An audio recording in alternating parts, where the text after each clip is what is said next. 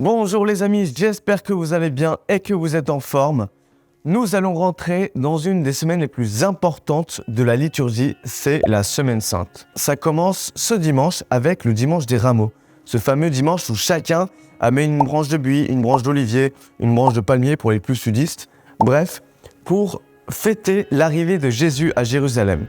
Effectivement, dans la Bible, quand Jésus rentre dans Jérusalem, tous ceux qui sont présents pour l'accueillir mettent leur manteau à terre ainsi que des branches pour honorer le passage du Christ. Après le dimanche de Rameaux, donc c'est un moment de joie, nous avons le lundi, qui est un moment beaucoup plus tranquille dans la Bible. D'ailleurs, le lundi saint, on se dit c'est un lundi comme un autre dans le carême.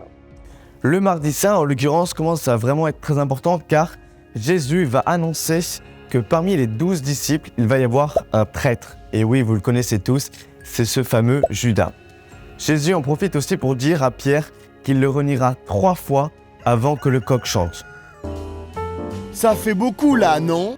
Mercredi saint, nous nous approchons du jour J où Jésus va vivre sa passion. Judas vend aux Juifs Jésus pour 30 pièces d'argent. D'ailleurs, Jésus ne le condamne pas, mais il est dit il était possédé par le diable. Jeudi saint est un jour extrêmement important car Jésus va vivre son dernier repas avec ses disciples. Tellement important qu'aujourd'hui, en tant que chrétien, on le vit tous les dimanches à la messe.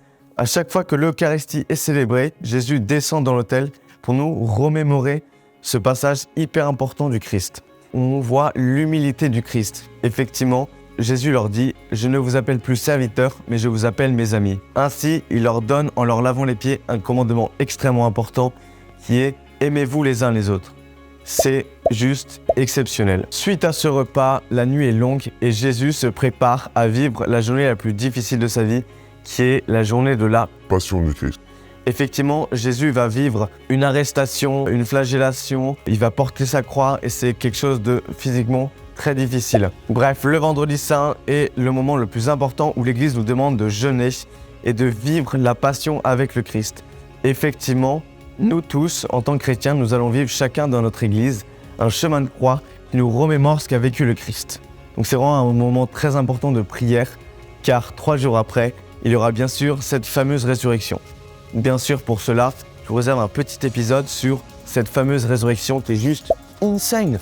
Bref, je vous attends la semaine prochaine, je vous porte dans mes prières pendant cette semaine sainte et je vous invite à vous porter chacun d'entre vous dans vos prières. C'est une semaine extrêmement importante, alors soyez forts, courage, c'est la dernière ligne droite. Allez, ciao! Ouais, mon ref, en fait, c'est juste pour te dire, genre j'ai complètement zappé de le dire, mais en fait, vendredi saint, on organise un chemin de croix dans les rues de Lyon. Ça commence à 12h15 à l'église de Saint-Nizier et ça finit à 13h45 dans le cloître de l'Hôtel-Dieu. Bref, en fait, si t'es étudiant et tu veux vraiment faire un chemin de croix qui claque, bah t'as qu'à venir, ça va être une dinguerie.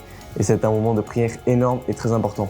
Alors surtout, n'hésite pas à venir. De toute façon, tout est dans les commentaires, donc n'hésite pas à checker un coup. Allez, à vendredi, ciao!